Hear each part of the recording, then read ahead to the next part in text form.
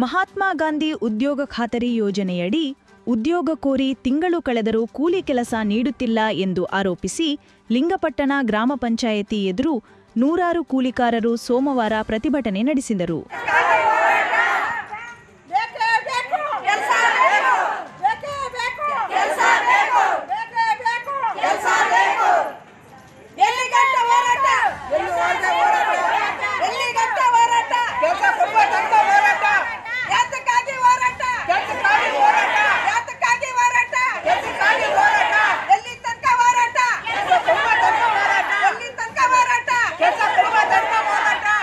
ಕರ್ನಾಟಕ ಪ್ರಾಂತ ಕೃಷಿ ಕೂಲಿಕಾರರ ಸಂಘದ ಜಿಲ್ಲಾ ಘಟಕದ ಅಧ್ಯಕ್ಷ ಶಿವಮಲ್ಲಯ್ಯ ಮಾತನಾಡಿ, ಲಿಂಗಪಟ್ಟಣ ಗ್ರಾಮ ಪಂಚಾಯಿತಿಯಲ್ಲಿ ಕೂಲಿಕಾರರು ಪ್ರತಿ ಬಾರಿಯೂ ಹೋರಾಟ ಮಾಡಿಯೇ ಕೆಲಸ ಪಡೆಯಬೇಕಾದ ಪರಿಸ್ಥಿತಿ ನಿರ್ಮಾಣ ಮಾಡಲಾಗುತ್ತಿದೆ. ಉದ್ದೇಶಪೂರ್ವಕವಾಗಿ ಪಿಡಿಒ ಲತಾ ಅವರು ಕೂಲಿಕಾರರನ್ನು ಕಡೆಗಣಿಸುತ್ತಿದ್ದಾರೆ ಎಂದು ಆರೋಪಿಸಿದರು. ಇವತ್ತು ಶಿವ ಮೇಡಮ್ ಅವರು 16ನೇ ತಾರೀಕು ಮೀಟಿಂಗ್ ಕರೆದವ್ರೆ. ಆ ಮೀಟಿಂಗ್ ಕರೆದ್ರು ಮುಗಿಸ ಇವ್ರಿಗೆ ಯಾರಿಗೂ ಹೋರಾಟ ಮಾಡಿದ್ರು ಮುಗಿಸ ಇವತ್ತು ಭಯ ಇಲ್ಲ.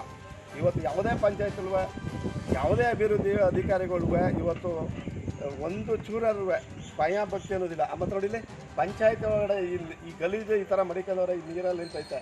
ಒಂದು ಇದಕ್ಕಾರ ಕಣ್ಣು ಕಾಣ್ತಾ ಇಲ್ವಾ? ಬಂದಂಥ ಅಧಿಕಾರಿ ಮೆಂಬರ್ಗಳಿಗೆ ಆಗಲಿ ಪಂಚಾಯತಿ ಸಿಬ್ಬಂದಿಗಳಿಗೆ ಆಗಲಿ ಯಾರಿಗೇ ಆಗಲಿ ಈ ಗಲೀಜು ಈ ಥರ ನಿಂತೈತೆ ನೀರು ಅನ್ನೋದೇನೋ ಅವ್ರಿಗೇನೋ ಅರ್ಥ ಆಯ್ತಲ್ವಾ?